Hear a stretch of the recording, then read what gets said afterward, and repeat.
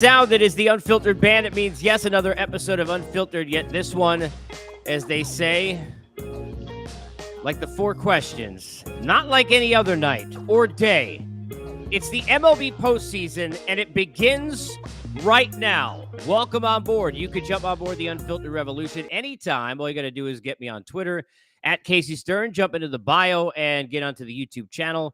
You can get all the episodes, all the videos of all the interviews and conversations, including what's to come on a daily basis along the way here in the MLB postseason, which gets underway in 37 minutes. That's if you're live with me. And if you are, you can chat with me along the way on Twitter, replies, get into the chat. You also can go ahead, obviously, if you're on Apple, Spotify, everywhere else you get your podcast, and this will be up here in an hour or two.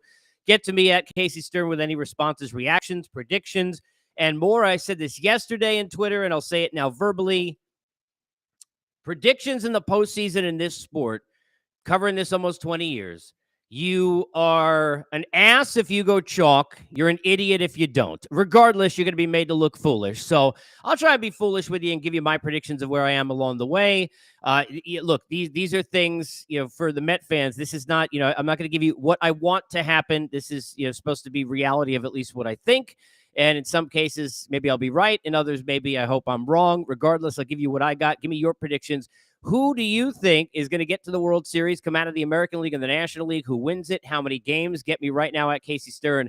I'll read some of your replies on the air as we go here live. As always, we are presented here at Unfiltered by our good friends at Bet Online. And that's where I tell you that football is back, and Bet Online remains your number one source for all your football betting needs this season.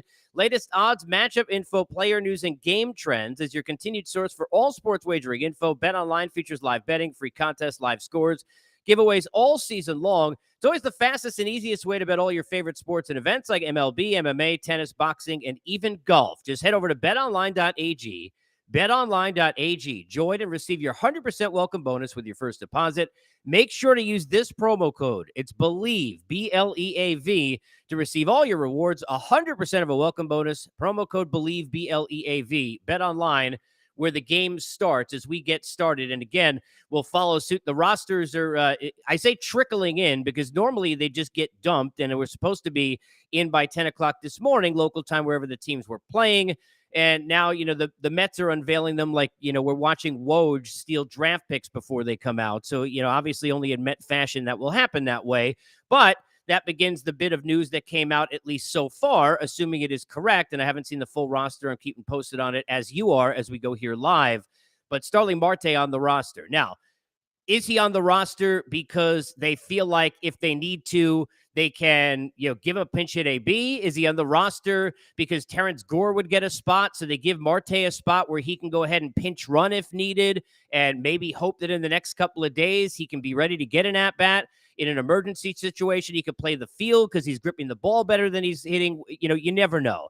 As far as what we've known over the weeks in terms of Marte, it seemingly was more of an issue for him to grip it to throw the ball with the broken finger, and he's a terrific outfielder, than it would be for him to grip it and hit it, which is one of the reasons why I've been saying you wonder if he can hit before he gets in the field. Could he even see a designated hitter opportunity? Who knows what part Marte will play, but you could tell the Mets are handling this roster not by who did what for them this year or even who they need the rest of the way to win a World Series. They're handling it the way you need to, which is who are we going to need to win this series, which is why it looks like reportedly Carlos Carrasco, Taijuan Walker, not going to be part of this, recently pitched. Trevor Williams, not going to be part of this, recently pitched. All three would set up Williams out of the pen, the other two to start in the Dodgers series should they make it that far. Obviously, a lot of talk already about the fact that Max is starting today in Game 1, TBD in Game 2, which you would figure, and seemingly it's going to be this way.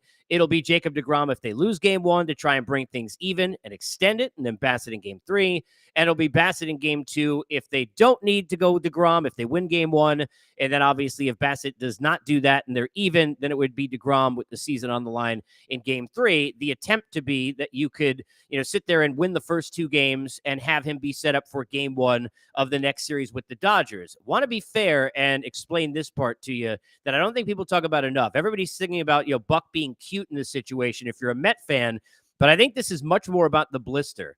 You look at the last couple of starts, you look at all the home runs that he gave up, you look at the situation with the blister that we were not aware of that came out afterwards, after the start, with him talking about it. And I think clearly it seems to me like this is advantageous to them to at least attempt, if they win a game today, then if Bassett could do it, to try and give him this extra rest. So yeah, it's obviously, doubly a positive for them. It would set up for him to pitch game 1 and game 5 in a next series against the Dodgers, gives you a way better chance, clearly. We've already seen him in this situation going all the way back to pitching game 5 in that 2015 game where he had a rough start and settled down in a game that really, remember, Thor. Now the Philly came out of the bullpen and they were able to win that series in 5 games. So it all sets up that way, but I think it's even more so about, hey, look, if we could rest the blister another couple of days and get the right version of Jacob deGrom, let's do it. That's why it is interesting to see Marte on the roster, because they're not going to just kick up a spot if, they don't think that it's possible he could play. We get to see lineups and see where we're at tonight. Is this, Buck pulling Belichick on us, being a little coy, maybe Marte more ready than we think? Remember the last time we saw him hit off a tee, they said, pretty much, and I'm paraphrasing, it wasn't that encouraging. That was just 2-3 days ago. So let's see what we got. Alvarez, by the way, looking like he's already reported to be on the roster. As far as the Mets are concerned, that game coming up tonight, Mets and Padres. Yu Darvish, there's a lot of pressure on Yu Darvish if you're a Padre fan or a baseball fan who looks at this, because a pitcher of the month, clearly understandable why he gets the start in this game. But I think if you're being fair and you look at Darvish, outside of one start in an LCS after he came over to the Dodgers, all you remember is whether there was sign stealing or not, the issues in 2 different games in the World Series, times where he's been, asked to kind of step up and be a big-time pitcher, and he has had issues doing that. We'll see whether or not that's going to be the case tonight. I expect both Darvish and Scherzer to pitch well in what should be a raucous crowd coming up this evening at Citi Field. Game time slated for 8:07 first pitch on ESPN. The games start today, and I'm going to get through these games. We're going to preview these. We'll also preview all the series, and I'll give you my predictions here. Curious on yours. If you're watching or listening live, jump in at Casey Stern. Get in on Twitter. Let me know, who do you think's winning the World Series? Who's taking it? How many games? And what's your thought on these 4 series that begin in the first time that we've ever seen this play out with the 3-game set for the wild card round? It begins today with quite a matchup with McClanahan and Bieber. And, I think these are 2 teams that, disrespect. This is kind of like the disrespect bowl. Tampa Bay has always kind of felt that, even when we should have respected them when they've had better regular seasons than the one that they're having than they had just now, we've never seemed to give them credit. Yet, and don't ask a Yankee fan because they're aware of this, we've seen situations like, go back to the 60-game shortened season where they came through, and Brasso against Chapman. We've seen them get to a World Series. Who knows what if Blake Snell doesn't get taken out by Kevin Cash, etc., whether or not we see a Game 7 in that set. But I think when you take the Guardians, they almost don't get enough credit even as a dark horse. People don't remember that it was a far different team, but Tito had this team back a few years ago. This isn't that long ago, 6-7 years ago, make a couple of deep runs, get to a World Series, and barring a rain situation, could have feasibly won one. And that was a team that not a lot of people were giving credit, regardless of the division play, regardless of the winning that they did during the year. People did not think they would get past Toronto in that series. And that was before they even obviously went on and played for the World Series against the Chicago Cubs. And that Cleveland Indians team, you compare it to this one, yeah, they had Kluber at the front end. We understand what he did, wasn't as good at the end. But you've got, with Bieber and McKenzie and Quantrill and the pitching that the Cleveland Guardians can give you, they've got a lineup that's driven by contact and a different day, a different hero. They're not really relying on, thump, where it's just one guy is going to sit there and drive the ball, regardless of, we know how great Jose Ramirez is, clearly, and is the star of the team. They've got a lot of guys that they have really relied on. And the biggest thing that they've got in terms of their offense and their contributions is a ton of confidence and confidence in each other.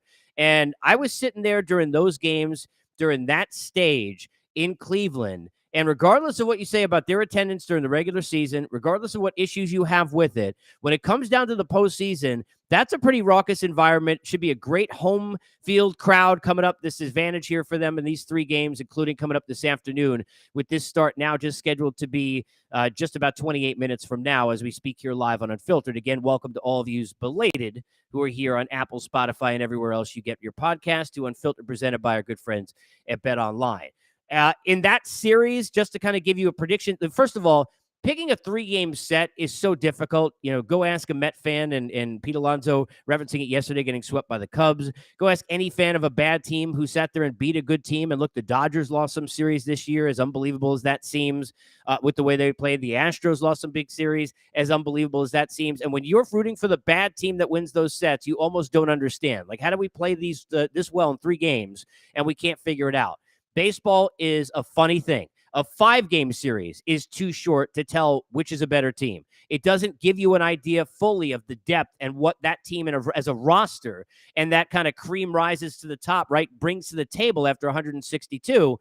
So you got to lessen that even more so when you're dealing with a 3-game set. Yes, the home team will have an advantage, but I sat there and watched as great a pitching performance as I've ever seen in person in my life, Madison Bumgarner in Kansas City, and I don't think he cared whether he was pitching on even a different planet or on Earth, because he certainly didn't pitch like he was from Earth that night. It's just one example of how many times we've seen every home team is going to tell you, this is the great advantage, this is what we've earned, everybody stand up and give it and all of that. But all of a sudden, a road team comes in, they smack you in the face, they get up 2-0 in the first inning, the crowd is quieted, you're in a 3-game set, so all of a sudden 2 losses, you go home. Now a crowd's getting tight late in the game.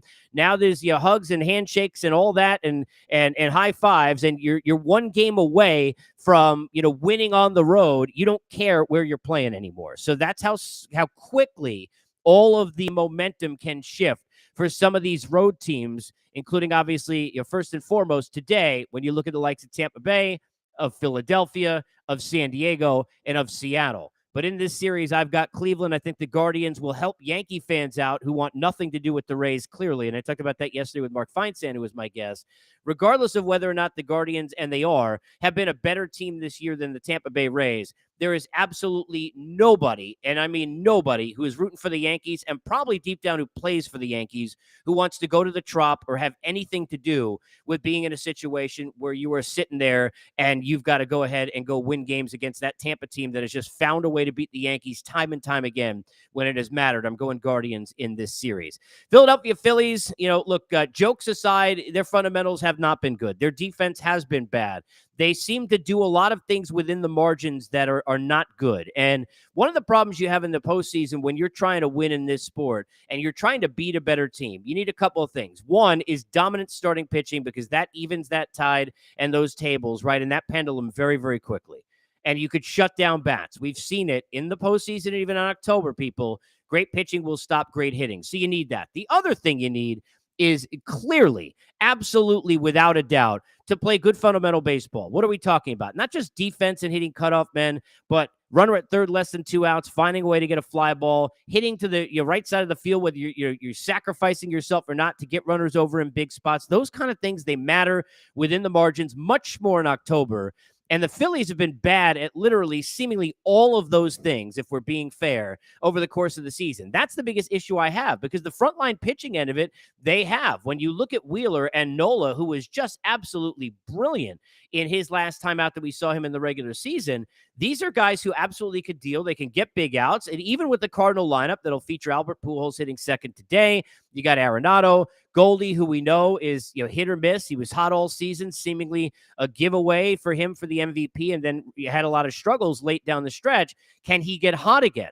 Remember, Paul Goldschmidt was a guy that we saw in this uniform, in this city, strike out 7 times in a row at one point during a postseason not too long ago. And it seemed like he hadn't struck out 7 times in maybe the previous 100 at-bats before that. That's how good he was. He's very much like a 3-point shooter in the NBA. When Goldie is hot, can't go anywhere near him. When he's not, it could be a far different story. That's going to be something to watch. Jose Quintana's on the other side. He'll get the start for St. Louis. What can you say about what Quintana and Montgomery, 2 names that weren't big, but have pitched certainly more than that, what those lefties have done for the Cardinals? Miles Mikolas will get game 2, seemingly in between. We'll see where Waino kind of fits into that whole thing. I think, both of these managers have done a heck of a job. I think certainly Rob Thompson put it in a difficult spot in, coming in after Joe Girardi. It just didn't work. A guy who I think is a terrific manager. For whatever reason, it just didn't work there. So, give credit to both guys for what they've done. But I think, talent will play out, and the depth, and St. Louis in that it factor kind of a thing that you just have felt from them all season long with what Albert Pujols has given them, I think it's going to be too much to overcome. Even though it's in 3 games that quickly, I expect the Cardinals to win this series and to move on. So got 2 favorites so far, Guardians and Cardinals. Let's get to the third series.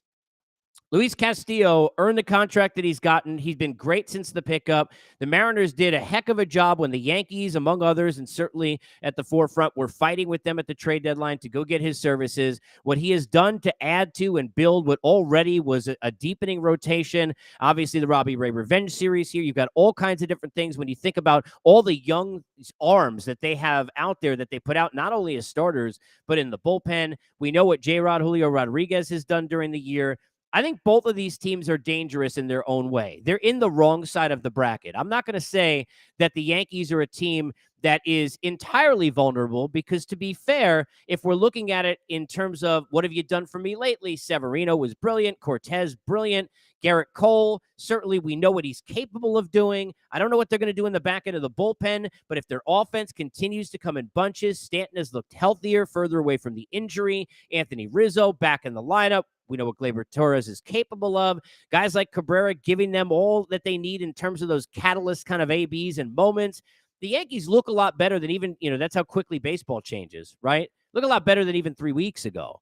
But you'd rather face them than the Astros. Now, you'd rather face the Astros in 5 than in 7. And I think in a 5-game series that both Seattle and Toronto could pose an issue for Houston, especially when they'll be going in with more momentum and there's a layoff at play. Said this before over the last couple of weeks. This is not being talked about enough when you look at the current postseason format, how important this is with this layoff. Layoffs kill teams. We watched that team in 07 in Colorado. You win 21 in 22 days. You go ahead and you beat Philadelphia as an underdog. Then you go ahead and beat Brandon Webb, who was brilliant that year in game 1, and you sweep. And, now you're waiting. And I'm not saying they're going to beat the Red Sox necessarily, but they got wiped off the field outside of what Matt Holliday did offensively. And I'm not so sure that would have happened if they had been in that rhythm. That's how important momentum seems to play. We've had situations where I think at 2 different times, Jim Leyland ran into this when he was a manager, one of the all-time guys. And I think the second time, correct me if I'm wrong, but I think this is fair and accurate with the Tigers. He was even going down to Lakeland having guys simulate games just to try and do something to keep them busy. When you end a season on the highs that the Dodgers and the Astros had, you've got no races. You're not playing meaningful games. You're in a spot where it's that easy for that long. Then you get a layoff to watch some baseball. You're waiting. Yes, it rests your players. Yes, you can set up the pitching rotation. And sure, in both cases, those things are highly valuable if you're a manager. However, for the players, don't take my word for it, ask them. That momentum of being in that Game 7 mode and that mentality, all it takes, remember what I just talked about of that early game on the road, all it takes is, just as an example, situation like this, Toronto, who I've got winning this series, and I'll get to here in a second, they go into Houston and, they somehow are able to, keep up with Verlander, right? Doesn't dominate as much. And look, we know how brilliant he's been. And they go get a Game 1 win, and you beat Verlander and knock them up the first time. And Toronto's kind of a crazy crowd to come back to in the middle of that series. All of a sudden, it's very different. And it's how important Game 1 becomes in those 5-game sets for these road teams, especially when the other team is dealing with a layoff. Because all it takes is a couple innings. You jump on 3-0 and the other team's slow. And that's it. I've often used this reference in hockey. We always talk about, hey, look, if you're sitting there in the opposing team's building, you got to kind of withstand that first 10 minutes of that first period in some of these games. In baseball, it's kind of the opposite. If you're the home team of the layoff, you got to withstand that road team that's been riding high on fire for the first few innings of a Game 1. That's your first 10 minutes. Settle things down, put them in check to where reality sets in for them. Put your fans back in terms of, hey, look, we're going for something here, and keep that fan base, crazy in a Game 1 rather than being quieted, because the other way can really silence all that momentum. I love Alek Manoah. He's a huge reason why, and he pitches today, that I've got the Jays in this series. I've said this before, and I'll say it again. They got a lot of the things you like.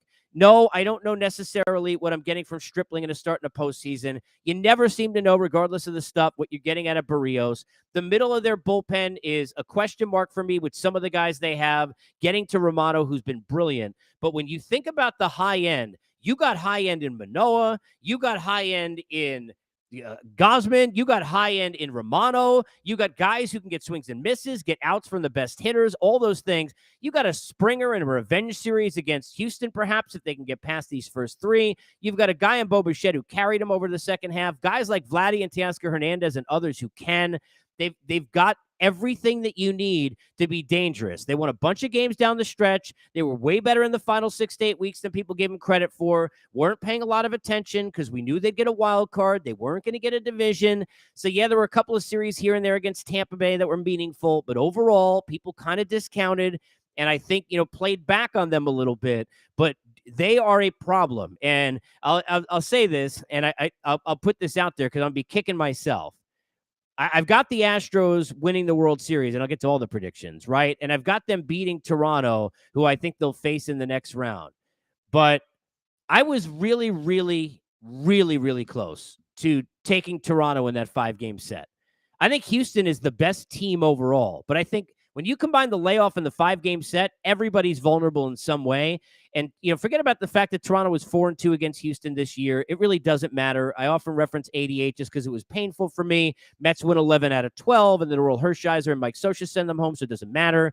But there is something about the way the Jays have played, the story that we've seen before of kind of like, high expectations and inconsistent, and they kind of get forgotten, but they just turn everything you thought they could turn on. A lot of people had them before the season in the World Series, many, and they just turn on the right time. I was very, very close, and not just for, what's in giggles. We'll stay family rated here for this postseason preview, just to do something different, but because I buy into them. I will not be surprised at all if they find a way to win this series against Seattle and knock off Houston. But I'm thinking that Houston can get through 5. In 7, I don't think anybody in this sport's going to beat the Astros with the depth of their pitching they have and some of the things that Dusty can do in that lineup. I just don't see it. I think they're going to be too much to deal with for an opposing pitcher. I think they're going to bullpen wear you out in a series because of what their bats can do. Their bullpen's got more to offer and has done a nice job. They're loaded with arms. People discount it because of how great Verlander is, what Valdez was doing. Again, they're in first place, so nobody paying attention. It's not just about the quality start. It's about how much quality this guy was giving every 5 games. McCullers is a dog in big spots. Urquidy, how many guys they have that have been there and done that before? I think the Astros are taking it this year, and my guy Dusty is going to do that thing finally and be able to kind of put that one remaining piece to bed in terms of his resume. But I think the Jays in 5 may give Houston the biggest problem, and I think that series will go 5 games. But in the American League, look, I got the Yankees and the Astros. It's bit chalk. I do think that the Yankees will outlast the Guardians. I do think that for them, especially with some of the issues and the guys who are young in that bullpen who have had their arms worn out a little bit, we've seen obviously what happened to Holmes over the course of the second half. I think it's really beneficial for the Yankees to have this extra rest versus some other people. All the pressure of Judge, everything that's happened with that, kind of regroup.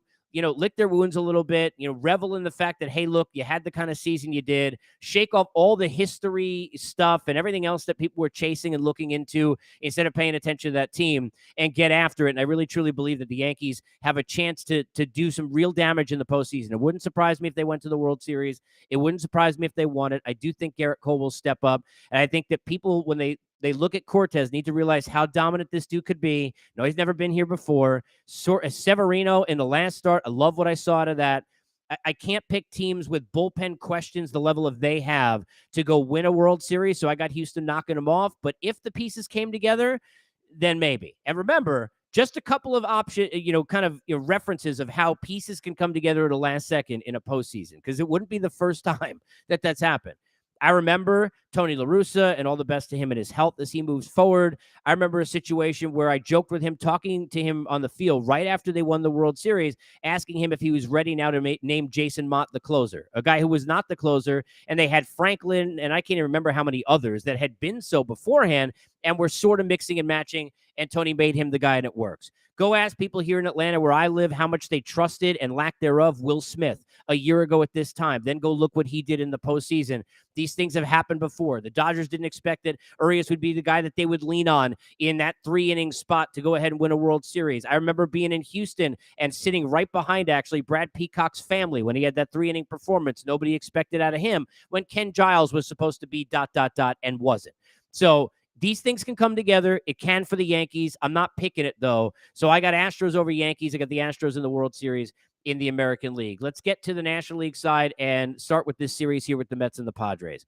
I think the Padres are a really good team. I think discounting them in 3 games is dumb. I think if any Met fan believes this is going to be easy, it's not. If any Met fan believes the Padres can't beat them, they can. Anybody can beat anybody in 3 games, and the Cubs swept you in 3 games just a few weeks ago, right? Anything possible. Marte is healthy and an impact performer. It's going to help the Mets the rest of the way for sure, regardless of to what extent it is.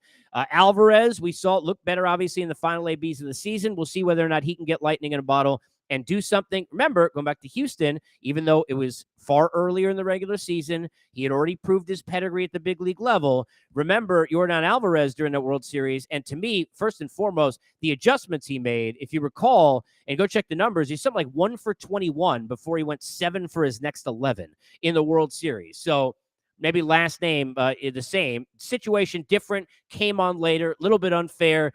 Alvarez in situations against, guys like Iglesias and Kenley and some really terrific arms for a 20-year-old thrust in a spot, trying to do too much, not taking anything away, not giving too much credit, not trying to make too many excuses. We'll see what kind of a role he plays on this roster for the Mets. It's this simple for the Mets. If you can get Marte healthy enough and you've got Max and Jake the way they're supposed to look, right? And those 3 things happen, even with the bullpen that's going to be a little Swiss cheese at time and trouble you leading up to Sugar. Even with the question about, hey, look, does Bassett rebound and pitch the way he did for 2 months versus the way we saw against Atlanta? What are you getting out of Cookie or Taiwan? They're not on this roster, but if you're going to go deep, clearly one of those guys probably, if you're going 3 games in this series, one of those guys definitely pitching a game 1 against the Dodgers. Most likely you'd figure Taiwan Walker in that spot. But, how does it all match up? What's Buck able to do? It all comes down to Marte's health, Max and Jake being Max and Jake at a high level. If the Mets do that, they'll beat the Padres and go further than even that. And I've got them going further than even that. I said this a few weeks ago, and I have no problem that I'm going to be the guy. You remember what I said at the beginning? Postseason predictions, you're either chalk and you're an ass, or you go against the grain and then you're an idiot. So I'm going to be half-ass, half-idiot, which seems like maybe I should just put that in my Twitter bio anyway. So I'm fine with that. All right? Get in line. I got the Mets beating the Dodgers in 5. I said this 3 weeks ago on an episode of Unfiltered, and this was when the Mets were in first place. I said that the Mets and the Braves would meet each other in the LCS. I'm sticking to that and believe that. Now, I'm going to be totally fair. When I saw the last 3 games of that season and how much better the Braves were than the Mets, I felt good about the Braves beating the Dodgers. I wasn't sure about how I felt about the Mets. All right? Am I worried about the blister with Jacob deGrom? I am. Am I worried about how much Marte can give you and if the lineup's deep enough? If he's not, I am. Do I think Brandon Nimmo is going to have a hell of an October and that's the guy you should watch? This guy's AB's down the stretch, even in the last series. I know it's the Nationals. The things he said, how energized he was from the dejection you could tell he felt from that series. I'm keying in, and I said this to guys. I was on with the guys. I'll give them a shout. I love them. Ben and Woods over in San Diego yesterday. And I said this to them. They said to me, hey, look, McNeil batting title. We know Alonso and Lindor. Who's the other guy? The guy you're going to be that pain in the ass if the Mets win this series and go deep in the postseason? It's Nimmo. It's Nimmo. Even with me telling you the importance of Marte being back in there, because I think Nimmo is at the right time looking like he's about to get really locked in at the plate, and it makes them way better when he's doing that, and he's a terrific player and a free agent playing for money. So I like him and watching him. I have felt for a long time, if you could ever be vulnerable as a 110-win team, which seems like you can't be, it seems impossible, the Dodgers are that. The Dodgers are that. A lot of lefties. Now, look, I know specifically the Mets have not hit lefties well, but in general, in terms of their going deep into a postseason, a lot of lefties in the postseason. I love the story of Tyler Anderson, what he's done. Have no idea with his lack of swings and misses and contact, how that plays in a postseason. Usually not well. Sometimes you sneak away with it. Not comparing the two, but I remember years ago, going back to Cleveland, Josh Tomlin, very nice year, terrific guy. Story with his dad. He had come in the postseason, real pitch to contact guy. And he was brilliant against Toronto. Had no idea how he went through that lineup, which was a gauntlet. And then all of a sudden it came back and he looked like Josh Tomlin again, trying to get outs and swings and misses, which you need in October.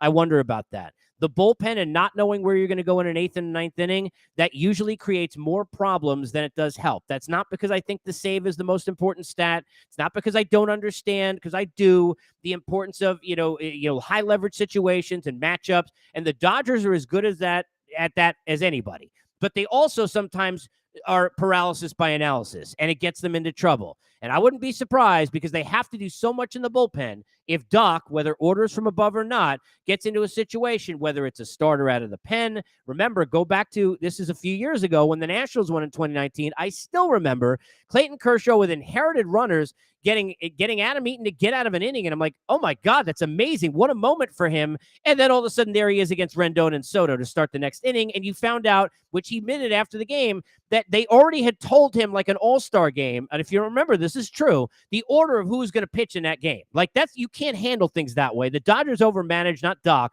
because it's the organization. They overmanage that kind of stuff. When you got this many questions and concerns in a bullpen and injuries, they haven't played a big game in I don't know how many months. The last big game the Dodgers played was probably that Trumpet series, which is way bigger for the Mets than it was for the Dodgers. And the Mets took 2 out of 3. I think the Mets or the Braves, I said this beforehand, this is not a Met thing. I said it 3 weeks ago when I thought the Braves were going to be in this series, that one of these two would beat the Dodgers in 5.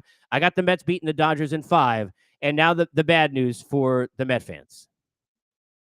And I want to look, and I'm pausing here because we're live about 7 minutes away from first pitch. And the roster, I believe, just came out. I'm trying to see as I go here live for the Mets, because I want to see exactly what it is. We'll find out about the Marte situation in terms of whether or not he is able to be more than, just somebody that's going to be pinch running. I mean, I don't know necessarily what the situation. And again, when you're doing this live as these things are coming out, these are the things that happen. So bear with me if you're going back to any kind of a delay. But I think for the Mets, beating the Braves in a 7-game series, from what I saw, is going to be very, very difficult. It's going to be very, very difficult. Roster for you on the Mets just released, so this is live. Again, on the pitching side, you don't have any Taijuan Walker, Carlos Carrasco, Trevor Williams. They would be ready, and that's not just to hold them. They're recently pitched, and you figure 1, if not 2 of the first 3 I mentioned would be needed to start. Trevor Williams as the Long Island relief. So what do you got? You got additional bullpen arms. Tyler McGill is on the roster. I don't trust him at all. I love the start of the season, but I don't trust McGill at all. To me, he's a damage control, give me innings guy. Try and hopefully down 5-0, keep you in a game. Spot in a wild card series where 2 games you go home, you never want to be in anyway. David Peterson and Joely Rodriguez. So they got 2 lefties. Obviously, May, Lugo, Drew Smith, and Michael Givens get out on the other side, setting up Edwin Diaz, and the starters being Bassett, DeGrom, and Max Scherzer. Alvarez does make the roster, so 3 catchers, though you only see him as a DH.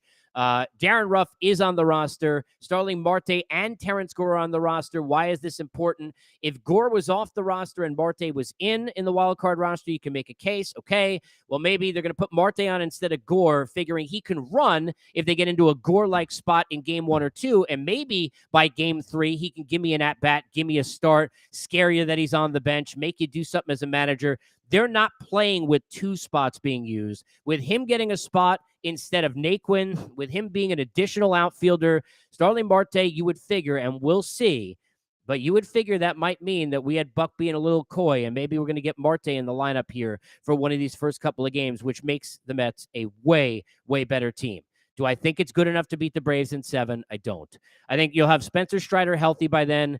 I worry about DeGrom because even though it's a blister situation, can he get away with it pitching every 5 days? Can you rely on him in shorter rest? Can you use him, and Max out of the arsenal late in a game to end a series in an 8th inning? How's Jake going to be with all of that? I don't know.